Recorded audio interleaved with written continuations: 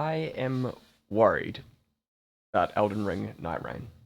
And I know, you know, reviews shouldn't be always taken for face value or anything, but I feel like when IGN, especially, when they have a review wrong, you scroll down and you look at the likes and dislikes, and it's like a full-on half-half, or the lightsaber, it's all red, not green, not all positive. So to me, it kind of shows that people are agreeing with this review, and this review isn't that great. It wasn't reviewed by someone who isn't good at the game. It was actually allegedly reviewed by Mitchell Saltzman, who reviewed Elden Ring originally and gave it a 10. You know, he's also IGN's resident sweaty gamer. Definitely trust his opinion on this. And I wrote, for fuck's sakes, am I refunding this before I even play it? And I hope not. I hope it's going to be awesome. But I'm going to look at this review, see what they've thought about the game, see what their ideas are about the game, if they enjoyed it or not, and regardless, I'm going to play it. I'm not going to delete it or refund it or whatever, but yeah. I'm just a bit concerned. Elden Ring Nightrain is a weird one. I'm a bit it takes concerned. the foundation of one of the best open world RPGs of a generation and turns it into not just a roguelite where death is even more of a big deal, but a 3-person co-op focused roguelite. And in many ways, that strange experimental concoction is a success. Under the right conditions, Nightrain's 45-ish minute runs are positively thrilling. They are packed with surprising encounters, challenging decisions, satisfying opportunities for teamwork, and some of the best boss battles From Software has ever come up with. And that's a very this is a good start. high bar. The big problem, however, is that those right conditions are far more difficult to create than they should be. You really need to have a consistent squad of similarly skilled players that are able to devote hours at a time in order to see what makes Nightrain special. And when you don't, the flaws of its design are magnified tenfold. There is excellence in this Elden Ring spin-off, but it's excellence that's just a little bit tarnished. So a bit unfriendly to casuals, I'm guessing. Remembering this isn't a full price game either. Get into it. Mitchell Saltzman.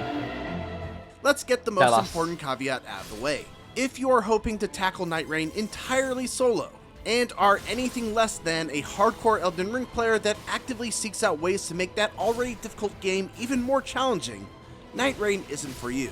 Yes, there is a multiplayer game. Technically a single player option, but it's so poorly balanced that I would be honestly shocked if it isn't patched and adjusted within the first month of release.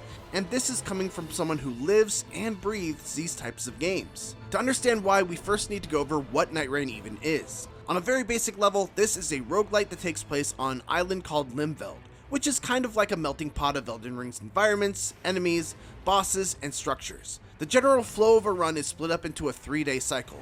On days 1 and 2, it's all about farming gear, defeating bosses, and leveling up so that you're as prepared as possible when you face off against one of the 8 extremely difficult Nightlord bosses on day 3. It's a great formula, and while you might think that the mostly static map would get old after a while, there's a good amount of procedural generation on every run that mixes up the location of just about every point of interest, requiring you to plan out a unique route on each new attempt. That's cool. On top of that, there are also random events like boss raids, summoning portals, and other wild occurrences that inject a heavy level of chaos every once in a while. Efficiency is key because you are on a very strict time limit, with a Battle Royale-esque circle that constricts at set points throughout the day, eventually shrinking to the size of a small battlefield and setting the stage for a boss battle that ends the night. It is immediately obvious that Nightrain was designed with a 3-player squad in mind. Oh, that's probably how I'm going to play the game, to be honest. Enemy encampments that don't require you to fight a single boss will instead have you spread out to take down 3 tough enemies. Basic encounters against 5 or more enemies that would be trivial with 3 players become costly time wasters when you're on your own. And the new Nightlord bosses all seem explicitly designed with having allies in mind. And I'm not sure how I would even approach several. Is this the full release? I don't feel like they would review it unless they had the full release, but is this like a different build or something like that? Is Is it going to be the case where the game comes out and a lot of these things that they're talking about have been balanced, or there's a day one patch which would make the review a bit more, preferable? Them by myself. Night Just Rain at asking. least scales up your damage when you're alone, Just but asking. it doesn't change any of these fundamental design decisions in any way that would make solo play more reasonable. Okay. The main problems have been not that great single player, and you need to be around the same skill if you're doing a multiplayer experience to make it balanced and as fun as possible. Okay. Grow together. But the biggest issue is that co-op partners are able to revive each other when someone goes down, but you've only got one life to live against bosses when you're out on your own. That's generally the case in roguelites, but probably usually why there's you some shouldn't sort of play it safety net by that you yourself. can fall back on. For example, Hades has Death Defiances, and part of the progression of that game allows you to work towards unlocking more of them with every run. Returnal has artifacts that you can find that give you extra lives, Returnal? rewarding you for being more thorough in your exploration. Spelunky has shortcuts Forgive me, did that game get good or something? that allow you to skip the early stages to get practice on the enemies, traps, and bosses that you only have limited experience with. The list goes on, but Night Rain has virtually nothing to make up for the fact that solo players lose access to that crucial revival Let me turn my option. sign on. There is an item that will resurrect you once with got half it. of your life, but it's limited to the highest rarity tier, meaning you have to choose it over a legendary weapon if one does appear as a reward. Similarly, you may find them in a shop, but they cost a substantial amount of runes that you could instead use to level up. Either way, it's then you just pick. not a solution that makes up for the crippling detriment of not having someone to revive you if you go down. Probably supposed None to of be a this bit is to say difficult. that solo play is outright impossible, and I have had a few successful runs on my own, just that the balancing of solo play feels like a job half finished, and as a result, the frustration of playing alone wasn't worth the triumph for me to have any desire to play it more without a squad. Again, I don't think they should really be playing a single player. They can always balance fix that. Apparently they're going to be releasing a 2-player variant of it as well, so there's hope in the future, there's a patch. Night Rain's saving grace is that when you do have a squad of 3 people who all know what they're doing, communicate well, and are generally pretty skilled at Elden Ring, it really is a lot of fun. The central idea of taking an entire game's worth of progression and condensing it into a 40-minute run is a strong one. Going from cutting down rats with a basic weapon to culling Elden Ring's most fearsome bosses with a badass armament that you may or may not have gotten to use in the main game is one of the coolest and most satisfying parts. It's 80 plus hours of character growth condensed into less than an hour and shot straight into your veins. Into one. Yeah. Fun. Dropping into a run the first couple of times is certainly overwhelming, mostly because of the amount of information on the minimap you have to process, but at least FromSoft keeps the inventory and stat management very simple. Level ups are automatic, letting you press a button at a site of grace to automatically No crossplay, no voice chat. level your class's preferred stats. And as far as weapon stats go, all you have to worry about here is the damage number, the elemental affinity, the passive bonus you get simply for having the weapon in your inventory, and the weapon skill that comes along with it. This meant when I had a choice between 3 rewards, I was able to very quickly make a judgment on what I needed at that moment and continue on my way. Eventually I started to understand what rewards were offered at which camps, which ones were quick and could be cleared before the circle closed in, I love which ones how, I should do only if I had a lot of extra quick the time, game is. what level I should attempt certain roaming bosses, and which bosses I should absolutely avoid unless my team was really confident in our builds. Exploring these areas can be more frustrating than it needs to be, thanks to a new wall climbing ability that just feels straight up bad. Especially when it takes 3 attempts to jump over what looks like should be an easily scalable wall as you're trying to escape from the encroaching circle. I've gone through learning worse. the ins and outs of the map helped my efficiency and led to a very satisfying feeling of skill progression that wasn't tied to the actual progression system that offers persistent improvements between attempts. That system is tied to relics that can be won after completing a run. Whether you win or lose, you still get relics, but the better you perform, the better the quality and quantity of relics you earn. These can be equipped before a run and impart stat bonuses, starting skills or elemental affinities for your initial weapon, buffs for performing certain actions, and in some cases, they can even improve the skills of a specific class. And I guess like different regions of the map equal different enemies When you're as just well. starting out, these bonuses are hardly noticeable and too random to really make any sort of compelling build from, but eventually, with enough runs under your belt, you'll get some powerful relics that can really start to have an effect on your power level in a run. That said, there should really be more of an element of choice with regards to the meta progression, or at least a way to control some of the randomness. There are a small selection of relics that you can buy at the jar shop inside your base before runs, and there are set relic rewards for being Night Lord bosses and completing class-specific objectives called remembrances, but other than that, you're completely at the mercy of the RNG gods when it comes to what relics you get. It can be really annoying when you're looking to strengthen your preferred class, and you keep getting relics that just don't do anything for you. What I'm getting from all of this information is, don't play this by yourself. Play with someone, play with people who are invested in the game, who have really enjoyed Elden Ring, maybe. And if not, prepare to be the most skillful you've ever been.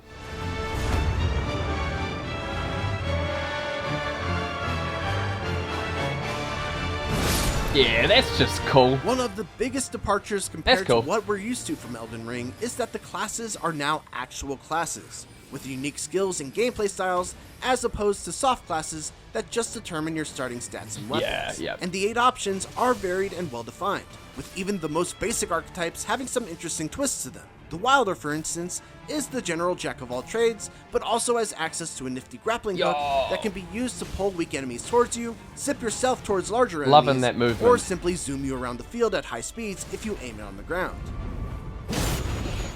In addition to the basic fighter, mage, and ranger archetypes, you also have a few completely unique choices that don't fit into any pre-existing mold. One of the most interesting classes is the Executor, whose main skill has you pulling out a unique sword with a Sekiro-like parrying mechanic tied to it.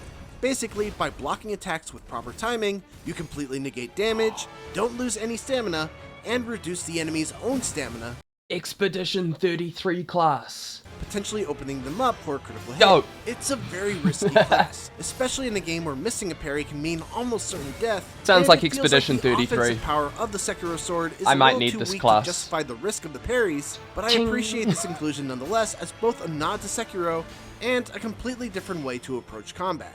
As mentioned, each of the classes has a remembrance tied to them, which is essentially a collection of journal entries that chronicle the story of how they wound up in Limveld and their purpose for being there. It's a far cry from the rich lore that we're used to in FromSoft games, but at least each of the remembrances has a handful of playable chapters that have you completing specific objectives in order to earn powerful relics, as well as a healthy amount of runes to help you level up during the actual run itself.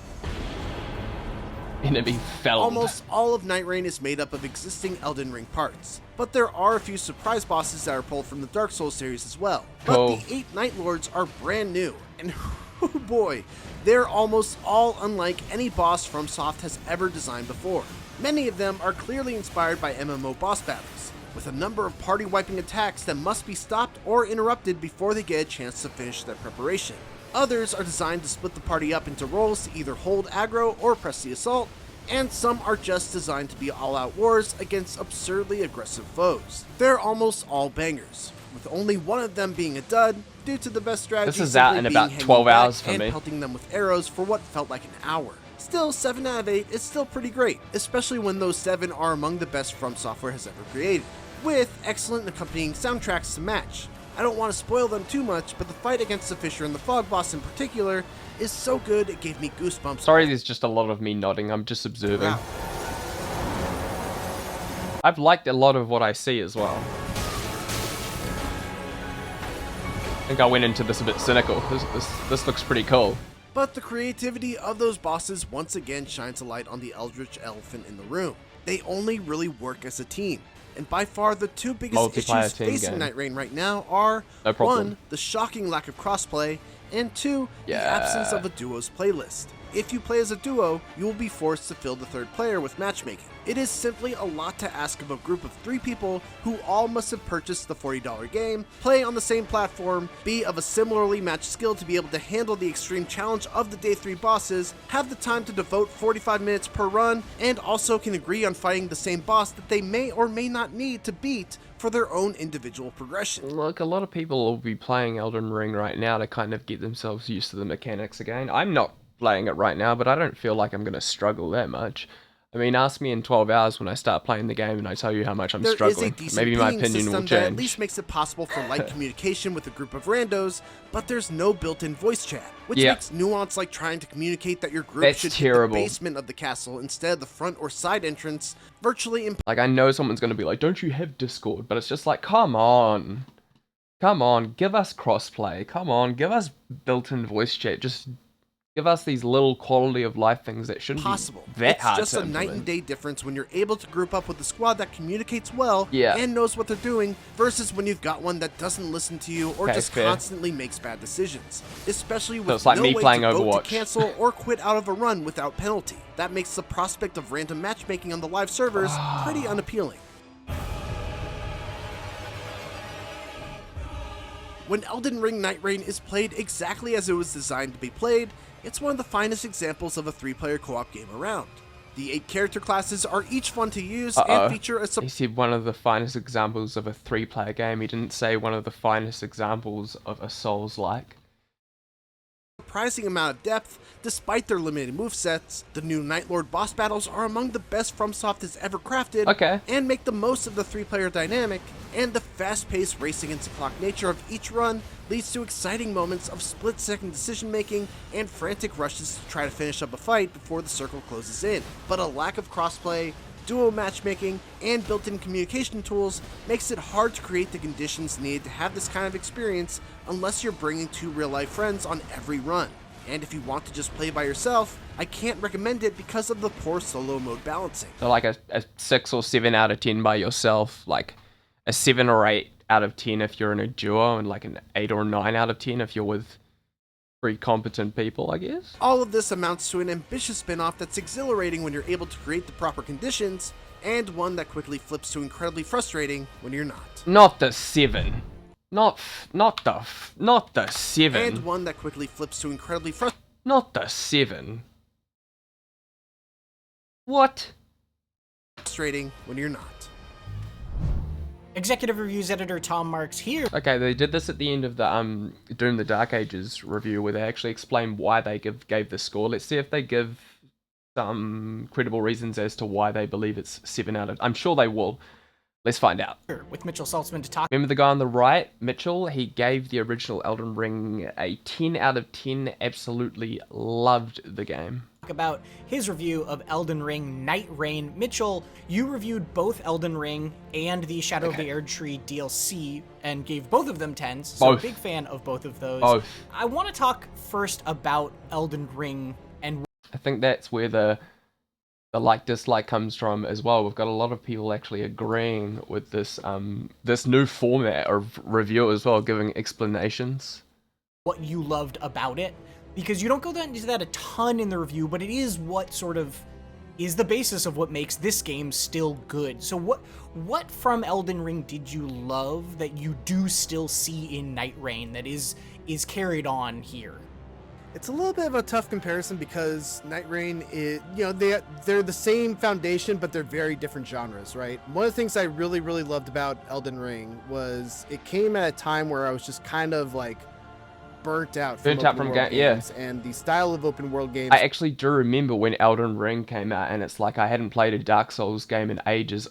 I didn't even end up finishing Elden Ring, I won't lie, but I played it for a good week or two, and when I did play it, I was thrashing it, and my friends too, they were religiously playing it, so they were even more into it than me. Where you just get a checklist of things to do. You gotta, it just gets a little overwhelming going from like side quest to side quest to side quest to side quest. And Elden Ring kind of, broke free from that. It was just kind of this free roam, go wherever you want. Go wherever you want, do whatever you want. To do there. And then once you When you finish up can. what you do over there, Even find the odd little glitch and stuff and use it to your advantage to farm some stuff. I don't think there's going to be any of that in go in Nightraigne. another direction. You'll find something cool over there too. Yeah. With Nightraigne, obviously it's a roguelite, so the exploration aspect isn't there. But Yeah, so the original had that kind of Breath of the you know, Wild. everything else that I love about Elden Bill. Ring, the enemy design, the world design, Okay, the good, quality of good. the weapons, Good. like I say in the review, it's having 80 hours worth of progression kind of condensed into a 45-minute run. We've talked about this a little bit, and you do talk about it in your review, but I'm wondering if there's something else that's like probably Elden Ring diehards are going to be a little disappointed by. I mean, I talk Well, about he wouldn't have said that if there isn't going to be something that we're disappointed about. So let's find what we're going to be disappointed about. a lot in Let's the find review. out. I think it's the single player aspect. Sure. I think Fine. you know, there's going to be a lot of people. Again, I'm not going to be playing the single player. As I said, probably a 7 out of 10 if it's a single player game, 8 out of 10, 9 out of 10 when you start putting the elements together that this game is supposed to have to make it enjoyable. Yeah? People who are interested in this game being Elden Ring fans, but you know they're not the kind of hardcore crazy Elden Ring fans that have to do soul level 1 runs or really have to beat all the bosses. They just kind of like getting through the game, getting to the end, or maybe even not. Maybe they just like kind of the vibe of it. And I think Night Reign's going to be too rough for them. Okay. You gotta appreciate the honesty. Here's like the big thing that I think will get people to understand. Like if you come against a really tough boss in a Souls-like game, if it's one of the toughest bosses in the game, FromSoft is not cruel. They'll put a site of grace right outside of it. They won't make it a very long run back to the boss. So you kind of get that rhythm of like immediately trying again to learn the boss. Yeah. In Night Reign, those bosses are about the same difficulty, but in order to get another shot at it, you have to do another 45-minute run of the roguelite aspect just to even see the set of moves that it's using on you. So it must be so frustrating losing, but it must be so satisfying winning. That's like the biggest problem with it. Is that you never get that chance to learn from failure, which is kind of like the core principle of a Souls-like. If you were to speculate, do you think that the problems you're talking about with solo play and that the issues that come with it, do you think that those are patchable? Do you think? Please say yes, because they are totally patchable. That the updates, tweaks, 100%. balance changes could make this a better experience for little solo things. player over time? Or do you think that because this game was designed with 3 people in mind, they're just too baked into the design of Night Reign to really make much progress in the long term? I really do think that they could fix a lot of the issues that have with this game. And they've already talked about duo mode is something that I've interviewed them and I talked to them about it. Yes. They said it was an oversight that they didn't include it, but that they're looking to add it in a future update. So I'm confident that we'll at least get duo play. Crossplay, again, we're not developers. I don't know why. Please. I would have to imagine they wanted crossplay. But crossplay, I think, is a must for this kind of game. And even if it does get crossplay, though, do you think that updates could bring hope to somebody who doesn't want to play multiplayer? Or is this really is it really just kind of always going to be something that's not really intended? No, I think there's absolutely a way There's a pathway to patch it to make it more friendly for solo players. Like I said, the damage scaling, that's like step 1, I feel like. Step 2 to me would be to make that item that makes you respawn when you die, make that a little more easily obtained, make it like a purple rarity item rather than a golden, the highest level rarity item. But yeah, I think just ways to make it less punishing and give people more of a shot when they get to a boss for the first time, because it like I said, it's really rough when you have to learn the moves of a boss and you get one shot and then you have to wait 45 minutes before you get another shot if you get through those 2 days. Well, Mitchell, thank you so much for digging a little bit more into your Night Reign review, your thoughts on Elden Ring, the base game, and all that jazz. We'll be back, I'm sure, before long to talk to Mitchell again. If you want to hear another conversation I've had with him, go check out his review of Doom: The Dark Ages. And then if you want another action-y, Souls-ish about inspired, 12 hours not to go. directly Souls-y game, we have a review of Blades of Fire from Jada that you can also We'll find out ourselves soon. At the end of that one. And for everything else, make sure stick with IGN. Go up onto my channel and check out my I paused that at the right time, didn't I? Make sure you check out my channel in 12 hours or so. I will be live streaming this and we will see ourselves. We'll find out ourselves what we think about the game, if it's dope, if it's not that dope, whatever. But it was nice to see that early review. I'll catch you later. Bye bye. Please like and subscribe.